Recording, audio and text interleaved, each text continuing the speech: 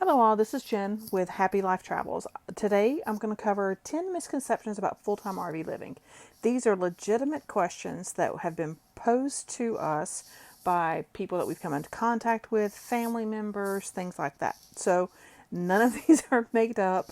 They are legit and you'll be shocked.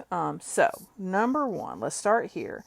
So you must be homeless. No, I live in my home. Right. My RV, we have a 36-foot travel trailer with a Ford truck to pull it. And so we have literally 200 square feet or so of livable space. We have a one bedroom, one bath, full kitchen, and living room with theater seating. So no, I'm not homeless. I just get to take my home with me where I go. But there's many options. There are some RVs that are upwards of, hundreds of thousands of dollars. I've seen $1 million, $4 million Class A's, the big, huge tour bus style. Most RVs that I've seen are actually nicer than my original first apartment. Better living conditions than what I had when I was single. So I can't complain at all about my living conditions. If you've never seen an RV, go to your local camper world and just take a look and see what they show you. Okay? Find your local camping place and just go look at some of them so you have an idea of what we're talking about. Number two, you have to be old to afford it. No, this is a misconception also, because you can go to rvtrader.com. You can get used RVs, used pop-up campers, things like that. I've seen everything from a couple $1,000s all the way up to several $100,000. But also because of that, we're seeing more and more people that are all ages. We're seeing families who are young couples just starting out. We're seeing single females. We see homeschoolers. Like, we're seeing all kinds of demographics that are doing it. It's not just for elderly people anymore. Number three, you must be antisocial or avoiding people. No, we're actually, most RV resorts we stay at, there's social events on a calendar posted. We do bonfires at night. We do all kinds of hiking camps and kayaking camps together. So no, I actually feel we are more social now as full-timer RVers than we were when we lived in stick and brick. We lived in the same apartment for 2.5 years, and I couldn't tell you one of our neighbors' names. Whereas when we RV, we know everyone around us. So no, I think that's incorrect. Number four, you must be doomsday preppers. Okay, we are not holding out for the zombie apocalypse.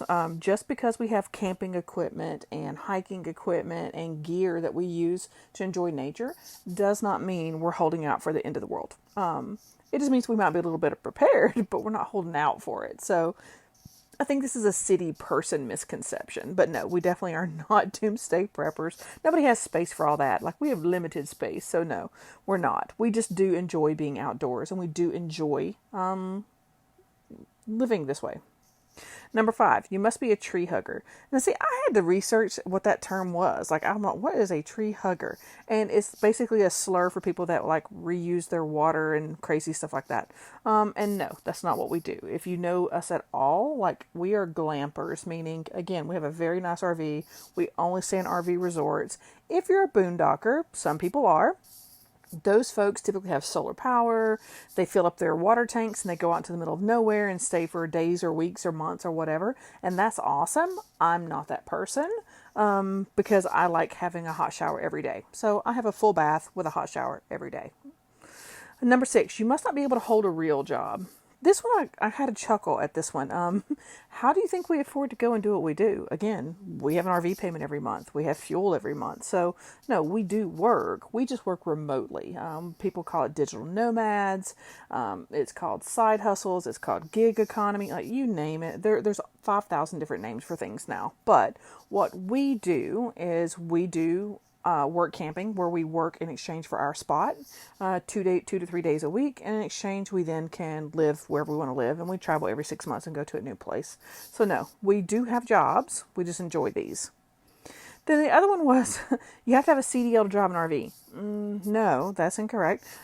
Most states require anything under 40 feet, you can simply use with your normal driver's license that you operate a normal vehicle with. Anything over 40 feet long, like the big, huge Class A's, you may have to have a special license depending on what state you're in. Check your local laws. I would definitely encourage you to take a class, though, regardless of the size of your RV, if you've never driven one before. Number 8, it's dangerous. You could have a bear attack or be killed by a serial killer. That was a real thing. Somebody actually said that to us. So I looked that up. Statistically, you have a like a 0.0000015% of being attacked by a bear. And serial killers, there's only like 50 active in the United States at any given time. So you actually have you have better odds of the bear attack than you do the serial killer attack. So we enjoy the woods. We're not afraid of the woods. Like we like to hike. But also keep in mind, we live actually in an RV at night. Our doors lock, our windows lock. We have safety features, so that's not an option. Number 9, you must be poor and scrounge for food. Again, that was a legit question or statement. No, we have a residential refrigerator in our RV. We grocery shop once a week. We're usually 10 to 15 minutes from a Myers or a Publix or Walmart, Target, wherever for groceries. We actually eat better now than what we did when we lived in our stick and brick because we don't eat out all the time. We actually plan for our meals. And we cook over open fire. We have an Instapot. We have our Ninja grill in the house. So no, we don't scrounge trash cans for food. We actually eat quite well. And number 10, you must be lonely. Ironically, no. I think with COVID really proved to people that we don't have to be around each other all the time. Like we don't have to be physically face to face with people to be able to interact with people. So in turn, we do weekly Zooms, game nights, and things like that. But also we are always around people if we choose to be when we're in our RV parks and we're camping. We always make friends this way and we spend time with those people that way. Plus also we go back home to Ohio and to Georgia, usually 2 to 4 times each per year. So we spend enough time with our family. We're definitely not lonely. So do me a favor. Those are the top 10 misconceptions that we get all the time about living in an RV. If you want to see some more and you want to check out our blogs, here's our contact information. Make sure you like our video and subscribe. Go ahead and hit your little bell if you want to see future videos. We plan to drop one per month or a couple per month. We're not going to overwhelm you with tons of videos, but you'll see the mishaps as we go of the things that we do, learning this lifestyle of full-time RVing and how we afford it, and works and jobs and things that we do. Not to encourage you to, or not to change your opinion, but to show you that it is possible and that it can be done. So also you can follow us on our Facebook page and our Instagram. We do recipes and things like that and photos and things on our Instagram page, different places that we go. We do reviews. So tons of information that you can check out just if you like to see what's going on. So, but definitely like it and subscribe.